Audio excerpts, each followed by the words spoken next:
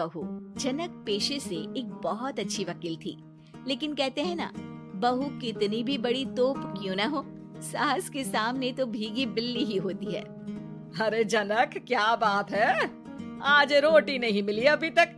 ये तेरा कोर्ट नहीं है जो आज फैसला ना हुआ तो कल की तारीख मिल जाए। रोटी तो रोज वक्त में चाहिए। हाँ माँ जी, रोटी तो कब की बन गई।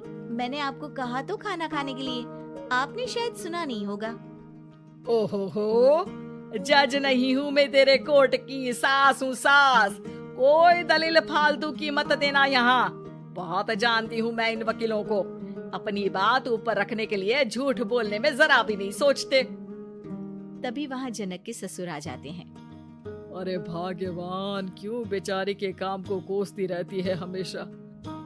मैं भी तो था वहाँ जब ये आई थी तुझे रोटी खाने को बुलाने के लिए।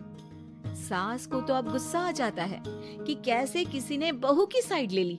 अरे वाह जी वाह, वो तो मैं जानती थी कि कोई ना कोई गवाह तो ये पेश कर ही देगी। पर मैं तो अब सीधा खाना खाकर सोने जाऊंगी। मुझे आदत नहीं है किसी से बहसा बहसी करने की। पता नहीं कैसे ये वकील इतना दिमाग लगाकर खुद तो झूठ बोलते ही हैं, साथ में झूठे गवाह भी ले आते हैं।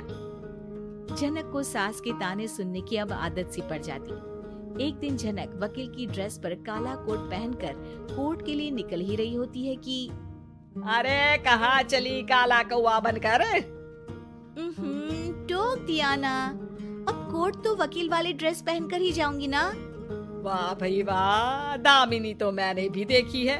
सन्नी पाजी ने ऐसा ही कोट पहना था और कहा था कि तारीख पर तारीख, तारीख पर तारीख। मतलब कि कोई बात करनी है तो बोलिए, वरना वक्त नहीं है मेरे पास खराब करने के लिए। अरे पता नहीं तुझ में क्या देखा मेरे बेटे ने, सारा दिन वकीलों वाली बहस करती है भोली भाली सास के साथ। अच्छा सुन, जो इतनी बहस मेरे आगे करती है ना, जरा अपने बॉस से कर ले, जो 1 साल भी ना हुए तेरी शादी को और काले कपड़े पहना दिए। अंदर जा और लाल कोट पहन कर आ, पता तो चले कि नई नवेली शादी हुई है। अरे माँ जी, कोर्ट में मेरा बॉस क्या करेगा, ये तो पूरे देश की ड्रेस है वकीलों के लिए। लेकिन सास तो ठहरी सास। अच्छा, तो कोई जरूरत नहीं है 2-4 साल कोर्ट जाने की। शादी थोड़ी पुरानी हो जाए तब इजाजत दे दूंगी मैं तुझे काले कपड़े पहनने की। अब क्या था, मन मारकर जनक को लाल रंग का कोट पहनकर कोर्ट जाना पड़ता है। उसके जाने के बाद आहा, बड़ी आई पूरे देश की ड्रेस की बात करने वाली। अरे पहना दिया ना लाल कोट।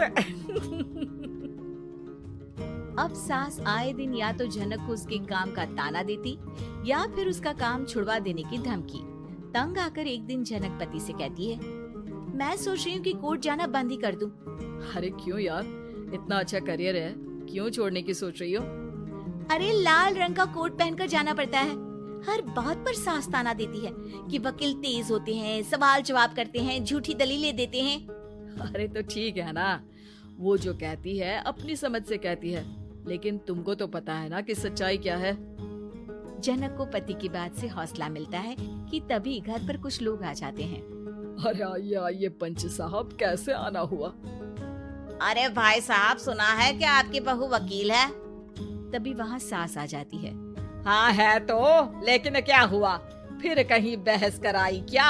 अरे हम तो खुद दुखी है उसके व्यवहार से। अरे भाभी जी, आपको तो पूरा मोहल्ला जानता है कि आप कितना बोलती है। फिर हम यहाँ बहू रानी की कोई शिकायत नहीं, बल्कि अपनी परेशानी लेकर आए हैं। ससुर जी खुश हो जाते हैं। हाँ, मैं भी बहू को बुलाता हूँ। जनक वहाँ आती है, सबको नमस्ते करके बैठ जाती है। बहू रानी, हमारे गांव में बड़ी मुसीबत आ गई है। अब तो पूरे गांव की जिम्मेदारी मानो तुम्हारे कंधों पर है। अरे ना ना, इससे तो घर की जिम्मेदारी पूरी नहीं होती, ये गांव की जिम्मेदारी क्या लेगी? भाभी जी, आप चुप हो जाओ, यहाँ पढ़े लिखे लोगों की बात हो रही है। आप जाओ, जरा रसोई से सबके लिए चाय लेकर आओ। मैं कॉफी लूंगी। हाँ, वकील साहिबा के लिए कॉफी। सास सर पैर सब पटक कर वहाँ से निकल जाती है। बहू, गांव में पानी नहीं आ रहा है, पड़ोसी राज्य ने हमारा पानी रोक रखा है। इसका मामला तो बड़े कोर्ट में चलेगा पंच जी, लेकिन ऐसा क्यों? वो राज्य हम लोगों से पानी के पैसे मांग रहा है।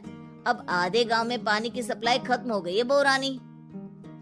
अच्छा पंच साहब, बात गांव की है तो मैं जरूर केस लड़ूंगी। यहाँ एक बार फिर सास की एंट्री हो जाती है। अरे वाह जी वाह, ये काम करवा लो आप हमारी बहू से, बहुत अच्छा करती है।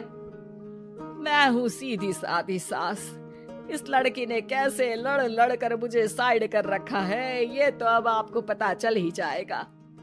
अरे भाभी जी, आपकी आवाज तो पूरे गांव को सुनाई पड़ती है जब आप बहू रानी को सुंदर वचन सुना रही होती हैं। अरे वकील बहू मिली है, फक्र करो फक्र। हाँ जी हाँ, सारी फकर तो हम लोग ही करें। खैर, अब जो केस लड़ेगी और पानी गांव में आ जाता है तो पंच साहब लिख कर देना होगा कि हैंड पाइप में सबसे पहले मेरी बाल्टी और घड़ा भरेगा। अरे फिर तो हम बहू रानी के नाम पर घर पर ही सप्लाई दे देंगे, लेकिन ये इतना आसान नहीं है। बहू, गांव के पास अभी वकील करने की भी पैसे नहीं है तो। अरे पंच साहब, ये मेरे गांव का मामला है, मैं आपसे एक भी पैसा नहीं लूंगी। सास को बहू की बात पर गुस्सा आ जाता है, लेकिन सबके जाने के बाद झनक मन लगाकर गांव की परेशानियों को दूर करने में लग जाती है। और वो दिन भी आता है कि झनक केस जीत जाती है। अरे आज तो प्लम्बर आकर घर तक पाइप लगा गया है, खुश हो जाओ, मेरे कारण तुम लोगों को घर के अंदर ही पानी मिल जाएगा।